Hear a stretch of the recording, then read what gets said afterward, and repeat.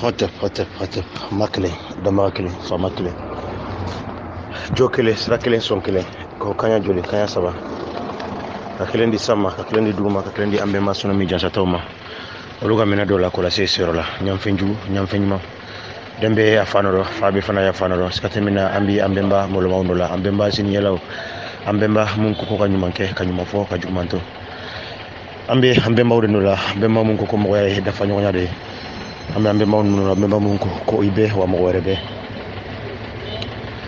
ambe mba munye sunkuntrini ka dama manyini ka do akono ka gonku nyanyi dama mai o ganku dama mala sunkun kono ambe ube mba wudeno la ambe mba munye sono mi doya simfoya no spirituality ko ni ambe ube mba wudeno la ambe kurin kramo fo kala melikala fo kala jesekala fo ayru kala nyomo mbe kurin kono nga foli be bela jele amba fo ko hotep aba kala ma tuwa mina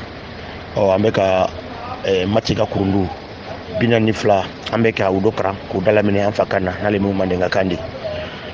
o an sunjona kurundu se bisabala o bisamena damine bisaba ani kelena kaile katabla bina ni fla la ka kunche hotemenen ko amba fo ko ambe mbawe kurundu nulada olude usigi ka jien laje o kuire laje ka mo laje ka dani laje o ka nyanama laje o ka soroka kurundu lada ni oye sharia no foma ko loi o loi nunu ku ka tama o ka obuya ka barake ni oye comme anya fo na chomna ambe mbaw fo ko damama kuma kando wala ko damama de mo ci oluma olude uyere si hakili ka sebra kono kani loi nunu lada kadamine loi kelena comme awira bakala ma chona folola nga tabla bisab bi nanini flala o bisa amba damine commission bisabani kelena la ale ko chogodi ko accept qui garçon chogodi tu ne peux pas tout maîtriser dans ta vie. Accepte qu'il en soit ainsi. Comme on va son au génétique kono et c'est qu'à bella kulu chogodi it se ka fembe don it se ka fembe ke it se ka fembe soro qui garçon ma wa kiga do fana et se ka fembe kanu et se ka ban fembe la kiga son horde mo kiga son mo were mirina ma kiga son mo were ka ko ke chukuma kikana ba abara ka foko ekelenta ko di che ko ebe ko yi chukamina ko fo bega ita ambe ma ko mo ga son dans ta vie accepte qu'il en soit ainsi. Les choses obéissent à des lois que tu ne comprends pas, peut-être pas encore. On ko faut te ke kurunduko no we loi ko fen avec e basoro avec teme sharia do de fekake ke basoro atemena kurundu mi fekake e basoro e de ka doni masi oma ko faut te ke gansa niyaye faren fen farina sanji de nana niyaye sanji fana nana kundo de yake sika foitama kurundu de do koroko fen bela jelembe boli kurundu de kono oni ekaloni ma kurundu mina kudu ekaloni ne mola kudu sinon foiteke kurundu ko elles s'accomplissent quoi que tu fasses pour les éviter, elles ne s'accomplissent pas quoi que tu fasses pour les provoquer. Ko beke emana ke chugo ko beke ko beke emana ko balika ke chugo ko beke donc obaira ko te ka essuide ko te ka hakilna sui ko beka kurundu de sui no loi de la nature faut te ke loi ko fait e de ga doni fendo de beke be boya ka hakilna ma wala be boya ka formali ma nga diga do ko faut te ke akurundu ko amba fo hotep ko iche amena kundusen bina ni flanan ko bisaba ni flanan no fe hotep ambe moga kundusen bisaba ni flanan ale ko chodi écoute ton maître intérieur. Oh, Kiki,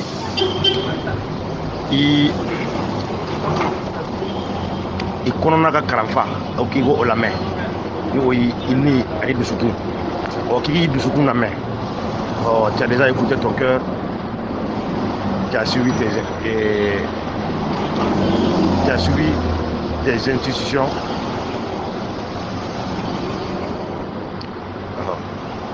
Tu as entendu la voix de ta conscience. Kiki i dusukun i k'a lamɛn.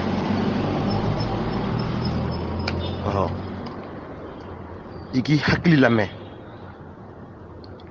K'i ŋaniya k'i k'a lamɛn. Descendre encore en toi plus profondément. K'i k'i sigi k'i miiri k'i tasi. I ka sɔn k'i yɛrɛ lamɛn fɔlɔ. O kɔrɔ de ye mɔgɔ sani ka kuma i k'i miiri. Est ce que kuma min bɛna bɔ e da kuma ɲuman don wa kuma jugu don wa? A kuma kɔlɔlɔ o ye mun de ye? O kɔrɔ de ye mɔgɔ sani ka waleya o waleya kɛ k'i sigi k'i miiri est ce que nin waleya in ni ne ye nin kɛ est ce que a bɛ wolo mun na? est ce que ko ɲuman don wa? est ce que ko jugu don wa? Sani ka ko kɛ mɔgɔ mɔgɔ la i k'i sigi k'i miiri est ce que nin ko in n'i ye nin kɛ ne yɛrɛ la est ce que a bɛ bɛn ne ma wa? O de kosɔn k'i k'i yɛrɛ lamɛn i k'i yɛrɛ ɲininka i ka kuma i yɛrɛ fɛ sani ka kuma mɔgɔw fɛ. Kɔrɔ de ye mɔgɔ fɛn o fɛn ni e b'a kɛ siga foyi tɛ a ma a ka kɛ yɛrɛ ɲininka kɔfɛ. Une parcelle de la grande âme divine brille au fond de ton âme et ne demande qu'à t'éclairer davantage jusqu'à l'illumination. C'est l'âme de ton âme, ton guide, ton ange gardien, c'est ton maître intérieur. Écoute-le. Comme Moroni. Oui, ni de.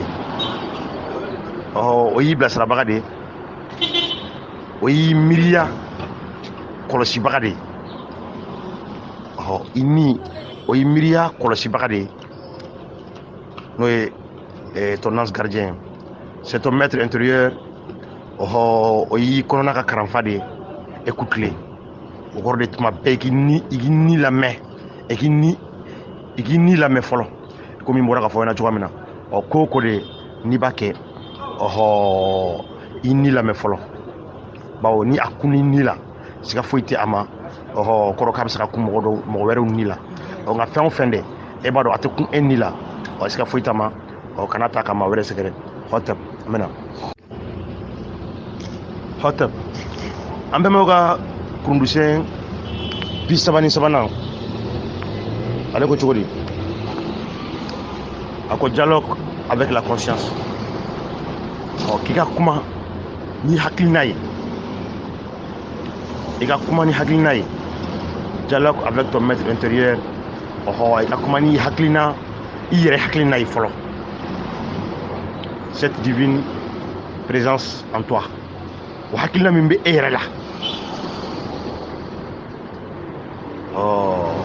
Monsieur Bolo. Monsieur Bolo, bonjour. Bonjour. Puis lâche prise pour pouvoir t'envoler vers ces plans supérieurs de la conscience universelle. Mais garde bien le pied sur terre. I ka kuma i hakilina fɛ i k'i yɛrɛ ɲininka i ka waleya bɛɛ la i k'i yɛrɛ ɲininka i ka kuma bɛɛ la i k'i yɛrɛ ɲininka i ka kokɛta bɛɛ la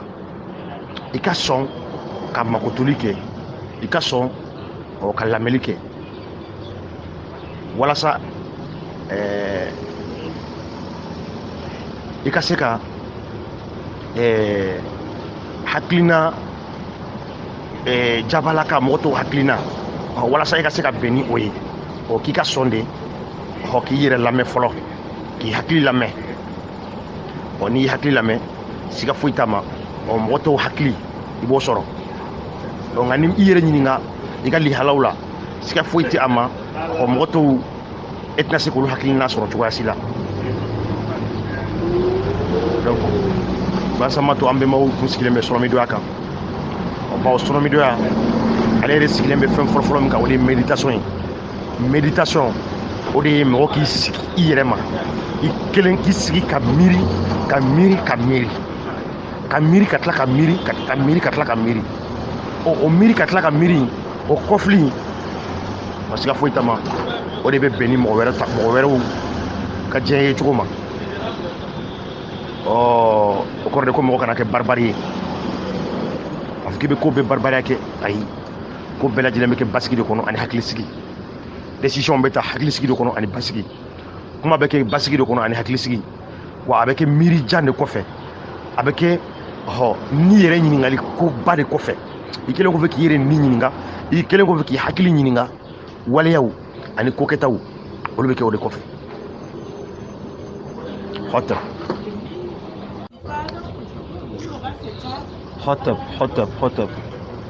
kurundisɛn 34 ale ko cogo di fais le bien k'i ka ɲuman kɛ komi an bɛ to ka fɔ an ka donkaw na cogoya min na walanda kɔnɔ k'an bɛnbaw ko dɛ k'i ka ɲuman kɛ ka ɲuman fɔ ka juguman to parce que foyi t'a ma aw y'o sɔrɔ ni walanda saba in an ye walanda saba min tugu ɲɔgɔn na sisan fais le bien i ka ɲuman kɛ commence par faire ce qui est bien pour toi et pour ton entourage k'i ka kɛli kɛ waleya la waleya min ka ɲi e yɛrɛ ma ani waleya min ka ɲi i lamini ma le bien est infini ko ɲuman ti ban fiyewu il n'a pas de limite wa dan yɛrɛ ti ɲuman na faire le bien est l'œuvre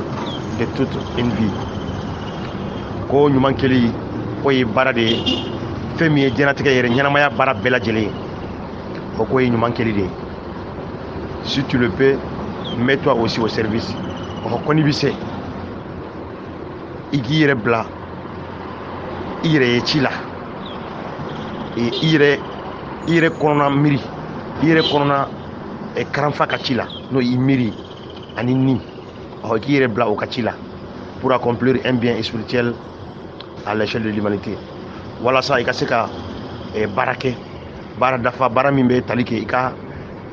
sɔrɔmidoya kan i ka mɔgɔya kuntaga bɛɛ lajɛlen kɔnɔ o kɔrɔ de ye ko mɔgɔw ka baara ɲɛnamaya yɛrɛ bɛɛ lajɛlen kan ka kɛ ɲuman kɛ dɔrɔn de ye k'i ka kan k'i seko bɛɛ kɛ juguman foyi kana y'i ka baaraw la k'i ka baara bɛɛ de ka kɛ ɲuman ye an bɛnbaw de ko ten k'i k'a kɛ cogoya bɛɛ la i ka fɔta bɛɛ ka kɛ ɲuman ye k'i k'a kɛ cogoya bɛɛ la i ka kɛta bɛɛ ka kɛ ɲuman ye madame bonjour k'i ka fɔta bɛɛ ka kɛ ɲuman ye i ka kɛta bɛɛ ka kɛ ɲuman ye ko mɔgɔw ka kɛta ani ka fɔta bɛɛ tɛ se ka kɛ ɲuman ye cogoya si la n'i ma sɔn k'i miiri de lamɛn n'i ma sɔn k'i ni lamɛn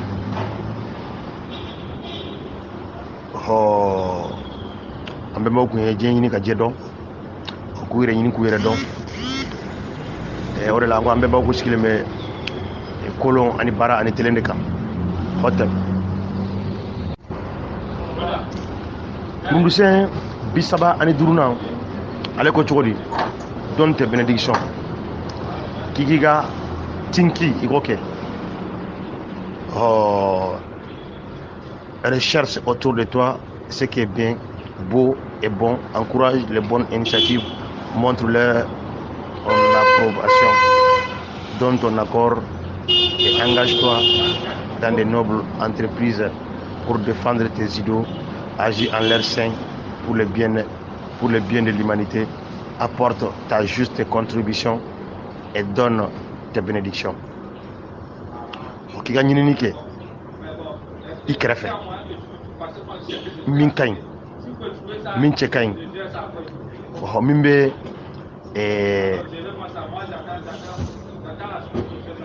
dɔrɔkɔtɔli kɛ hakilina ɲumanw na i k'i ka yɛrɛdi yira i k'i ka sɔn yira i ka sɔn i k'o yira i ka kɛli kɛ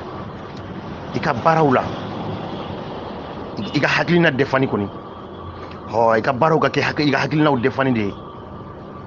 i ka kɛli kɛ o kɔnɔna na min bɛ mɔgɔya ɲɛkow ye k'i k'i seko damayira bɛɛ lajɛlen de kɛ mɔgɔw ye ɲɛnamaya ye danni ye ŋaniye ɲumanya la ani tinki la siga foyi t'a ma ko mɔgɔ kan ka kɛ mɔgɔ de ye mɔgɔ min ye mɔgɔ ŋaniye ɲumantigi ye mɔgɔ min bɛ min ɲini a yɛrɛ ye hɛrɛ la a b'o de ɲini mɔgɔya ye a b'o de ɲini ɲɛnamaya ye o hɛrɛ kelen na e kana kɛ mɔgɔ ye mɔgɔ min bɛ hɛrɛ ɲini a yɛrɛ dɔrɔn ye i b'a ɲini i yɛrɛ ye cogoya min na i ka ɲini i lamini ye o cogoya la hɔtɛp amina vale hɔtɛp an bɛɛ ka kurundusɛn 36nan ale ko cogo di a ko garde les eaux pures k'i ka jiw sanuman to jiw sanuman to o kana ji nɔgɔ o mun ji de la vie a émané de l'océan primordial des Nouns. L'Égypte renaît tous les ans dans le cru des nuls. Toi-même est venu à la vie lorsque celle qui t'a enfanté a libéré des eaux. Ko kama n'o ye Égypte ye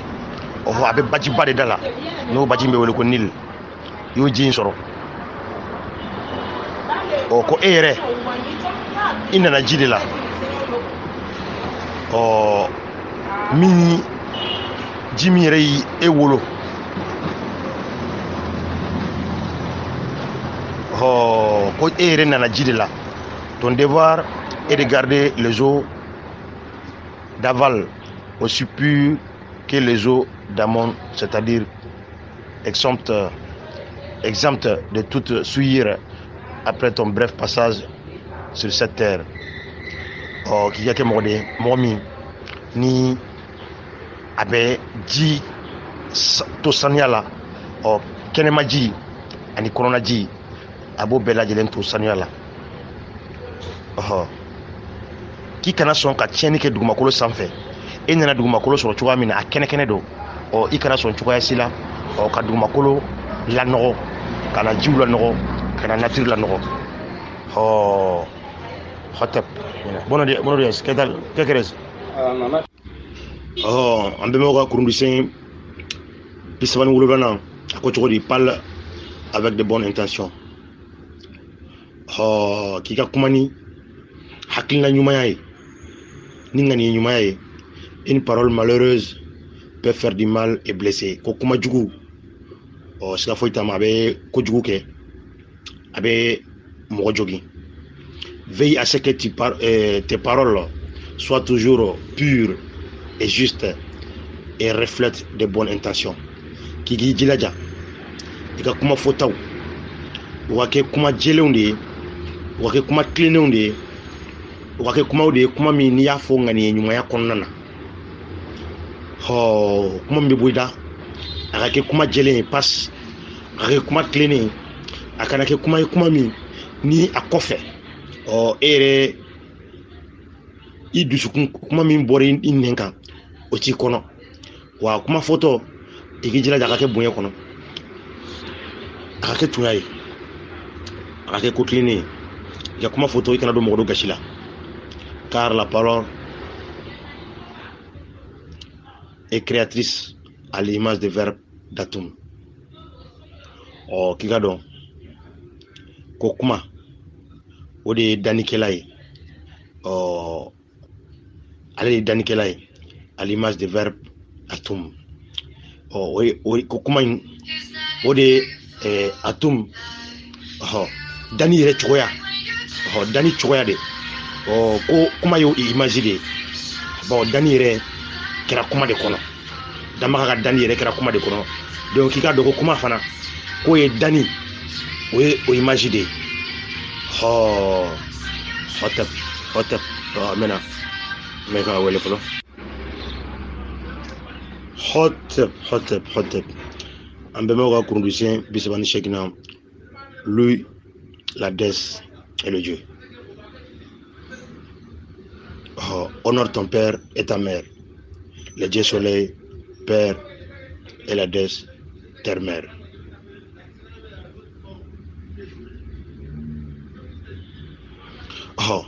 Kika Dambaga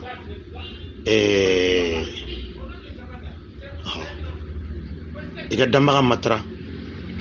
ka dugumakolo matra iki ifa matra iki ba matra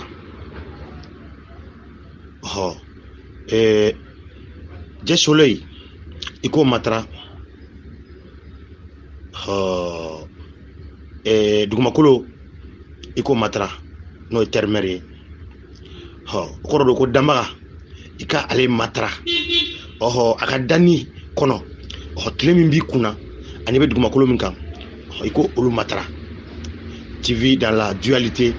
et tu ne peux te passer ni de l'un ni de l'autre. Qui be balo o fla de ni ɲɔgɔn tɛ tile min be e kunna ani e be dugu min kan. Sika foyi tama an bɛnbaw kun ye longotigiw de ye o kɔrɔ de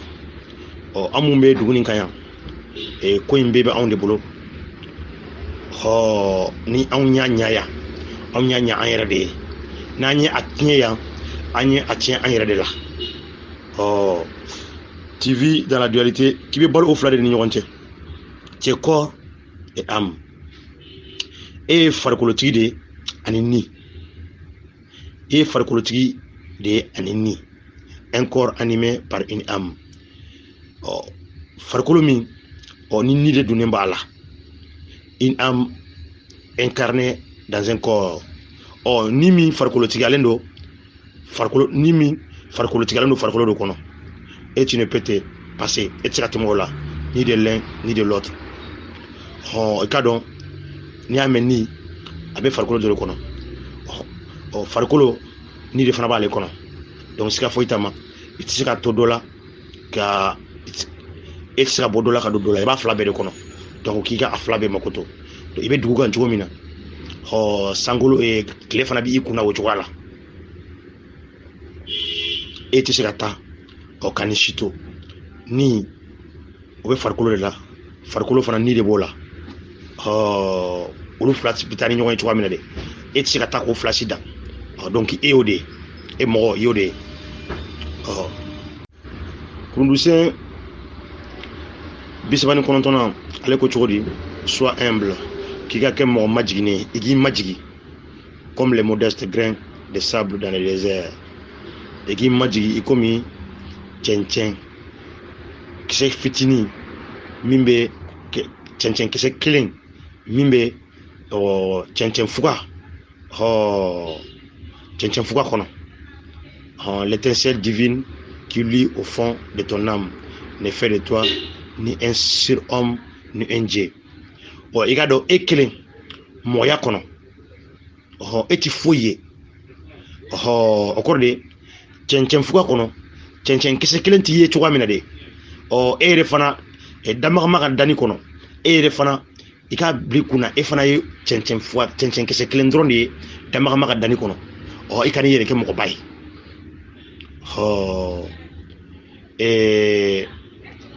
i ka ni min b'i la walama i ka dɔn min b'i la o tɛ se ka e kɛ mɔgɔ wɛrɛ mɔgɔ min ka bon mɔgɔ tɔw sanfɛ a tɛ se ka e kɛ Dieu ye a tɛ se ka kɛ fɛn wɛrɛ o kɔrɔ de ko e bɛ cogoya o cogoya la i k'i majigi i ka n'i yɛrɛ kɛ mɔgɔ kɔrɔtalen i kana kɛ mɔgɔ yadalen comme le soleil elle éclaire tous les êtres humains sans distinction ni tile bɔra a bɛ mɔgɔ bɛɛ sɔrɔ ka sɔrɔ a ma mɔgɔ bɔ mɔgɔ la a tɛ mɔgɔ woloma cogoya min na de k'a fɔ k'a bɛna jɔ mɔgɔ dɔ kan ka mɔgɔ dɔ to yen o ye fana ka kɛ o ye accueille-la humblement et laissez rayonner sa lumière afin que le désert tout entier puisse se refléter k'i ka sɔn o ma majigi kɔnɔna na walasa o yelenw ka se ka yɔrɔ bɛɛ labɔ i komi o yelen bɛ cɛncɛn fuga labɔ cogoya min na dans chacun de ces grains de sable o cɛncɛn fuga ni a cɛncɛn caya ni tile bɔra tile bɛ jɔ a bɛɛ ka ɲɔgɔn fɛ cogoya min na de k'i ka dɔn e fana ni sɔnna k'i majigi siga foyi t'a ma i ti foyi ye danni kɔnɔ cogoya min na de wa danni fana foyi tɛ tɛmɛ i kan o cogoya la i k'a dɔn dɔrɔn ko e ti foyi ye ni mɔgɔw tɛ wa e fana bɔlen mɔgɔw la o fana ti foyi tiɲɛ mɔgɔya ye nka ni sɔnna k'i majigi ka bɛn ni mɔgɔw ye siga foyi t'a ma mɔgɔw fana b'u majigi ka bɛn n'i ye n'o kɛra i bɛ ye tɛ an bɛnbɛw ka kurundusɛn 40 na o soit intègre i ka kɛ kalalikɛla ye i ka kɛ mɔgɔ kalalen respecte les valeurs morales auxquelles tu es attaché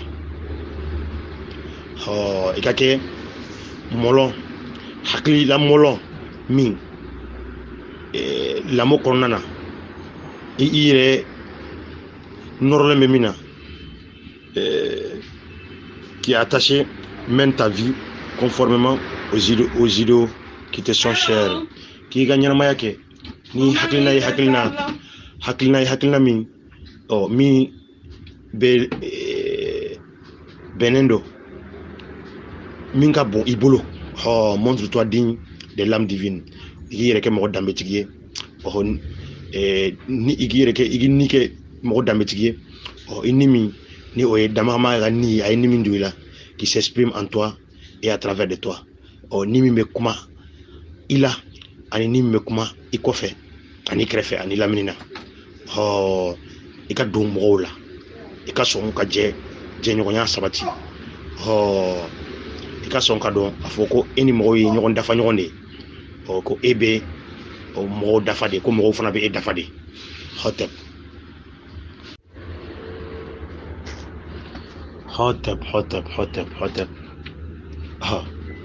an bɛnbɛw ka kurundusɛn a 41 na a ko cogo di ko avance à toi rythme et selon les capacités k'i ka taga ɲɛfɛ i ka wuruki ni i ka bɛnɲɔgɔnmaya ye i ka seko dama yira la i ka seko la i kana i yɛrɛ karaba i seko ye min ye walima i se ni i dɔnko ye min ye i ka taama ni o rythme ye il est nécessaire de courir o kɔrɔ de ye i kana foyi de karaba ka boli ko fo sisan de ne ka nin sɔrɔ kana presse ka tɛmɛ i yɛrɛ rythme kan i yɛrɛ seko kan ka taama ni i yɛrɛ ka capacité tu as tout ton temps tuma b'i bolo car l'éternité se cache dans l'instant présent ko bada o bɛ o dogonnen don sisan de kɔnɔ tu dois progresser et évoluer naturellement et harmonieusement k'i ka don i ka kan ka taga ɲɛfɛ i kan ka wuruki sunkumaya de la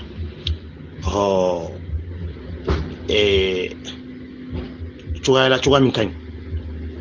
o kɔrɔ de mɔgɔ kana presse kojugu kana presse ko diɲɛ filɛ ka taa kan to kana presse nafolo nɔfɛ kana presse muso furu nɔfɛ kana presse diɲɛlatigɛ ko foyi de nɔfɛ ko bɛɛ lajɛlen bɛ a tuma de bolo i ka taga ni i yɛrɛ ka rythme ye i ka rythme normal i ka taga ni o ye i kana presse foyi de ma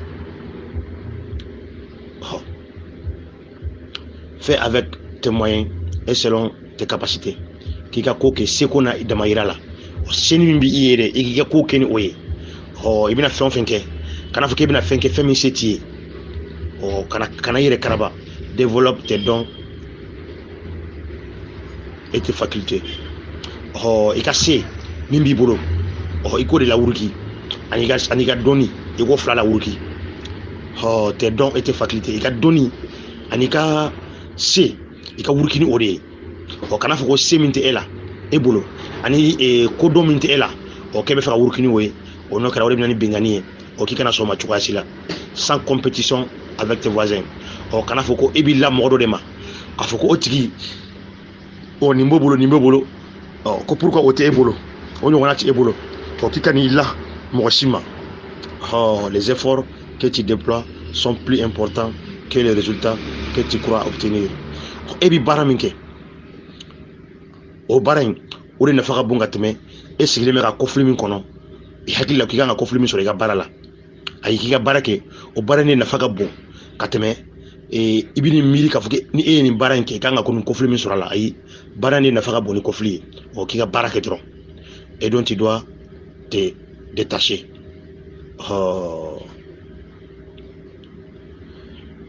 k'i ka dɔn ka fɔ o baara in kɔfili i kana i yɛrɛ nɔrɔ la i b'i nɔrɔ baara in de la e ka baara kɛ dɔrɔn wa baara in kɛtɔ kana bila i kunna fiyewu ne ye nin baara in kɛ ne kan ka nin de sɔrɔ a la ni e m'o sɔrɔ a la dɔrɔn e bɛna décourager donc a bila i kunna dɔrɔn e kan ka baara dɔrɔn de kɛ ka kan ka continuer ka baara kɛ kana bila i kunna ko ni nin baara in kɛ diyagoya de fa ka hakili bɛ kɔfili min ma ko f'a k'o de d'i ma n'o kɛra e fari bɛ faga baara la bawo ni kɔfili fari faga baara la ni kɔfili ma k'i sago ye i fari bɛna faga baara la o kɔrɔ de i ka baara kɛ kɔfili in de kana to e ka baara kɛ hatɛ an bɛna kurundusɛn 42 nɔfɛ kurundusɛn 42 ana laban embrasse le tout k'i ka fɛn bɛɛ i ka kɛ fɛn bɛɛ fɛ fɛn bɛɛ k'i ka kɛ danni bɛɛ fɛ i ka kɛ danfɛn bɛɛ fɛ i ka kɛ ɲɛnamaya bɛɛ fɛ k'i ka kɛ fɛn bɛɛ fɛ au terme de ton voyage initiatique il te permet d'embrasser le tout k'i ka nin ɲalakali taama in na ni o ye voyage initiatique i ka nin ɲalakali taama in na initiation o de ye ɲalakali ye comme an b'a fɔ cogo min na ka ɲalaka komo la walima ka ɲalaka an ka ladalako kɔrɔw la cogoya min na k'i ka ɲalakali i ka taama in na o de b'a to e bɛ kɛ fɛn bɛɛ lajɛlen fɛ et de te fondre à nouveau dans la grande âme universelle walasa i ka moyi kurali kɛ ni belebeleba la min ye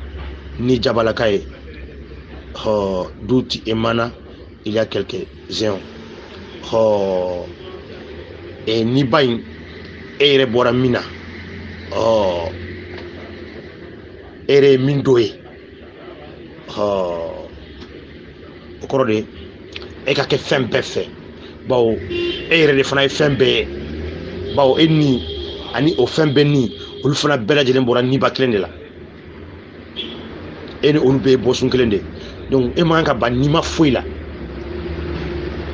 an bɛnbaw kun ye kokɔrɔlɔnnaw de ye an bɛnbaw kun ye kolonnaw de ye ni hakilina bɛ mɔgɔ min na wa siga foyi tɛ a ma o ti maa wɛrɛ sifilɛ ni cogoya wɛrɛ bawo ale b'a ye de ko ale yɛrɛ de ye mɔgɔw ye ale b'a ye ko mɔgɔw yɛrɛ de fana ale yɛrɛ ye donc o tigilamɔgɔ ayi o tigilamɔgɔ tɛ se ka taa mɔgɔ kɛlɛ o tigilamɔgɔ tɛ se ka bin mɔgɔ kan o tigilamɔgɔ tɛ se k'a yɛrɛ fisaya ni mɔgɔ ye o tigilamɔgɔ tɛ se k'a yɛrɛ sanfɛmɔgɔ ye ka mɔgɔ wɛrɛ ye dugumamɔgɔ ye ayi an bɛnbaw ka nin kurundusɛn 42 mɔgɔ o mɔgɔ ni e y'i bolo kɛ nin kurundusɛn 42 la k'e y'a boloya e ni mɔgɔ bɛɛ bɛ ɲɛmɔgɔya la wa siga foyi t'a ma ni kurundusɛn 42 in mɔgɔ o mɔgɔ y'a sinfɔnya bolokɔrɔnin bɛ sin i la wa ni mɔgɔya bɛɛ lajɛlen ye nin sinfɔnya siga foyi t'a ma mɔgɔya bɛ dilan wa wele fɛn fɛn bɛ diɲɛ kɔnɔ bi a bɛɛ bɛ ban pepepepewu ni mɔgɔw ye an bɛɛ bɛ nin kurundusɛn 42 sinfɔnya an bɛ kurun in karamɔgɔw bɛɛ lajɛlen fo ka lamɛnnikɛlaw fo ka lajɛsenkɛlaw fo k'an kalanden ɲɔgɔn fo ka bɔ kuma la yan ko kuma cayara kalanden kumaw don a futunti ka ca an b'a fɔ ko ma kelen danbaga kelen fama kelen jo kelen sira kelen sɔn kelen hɔtɛp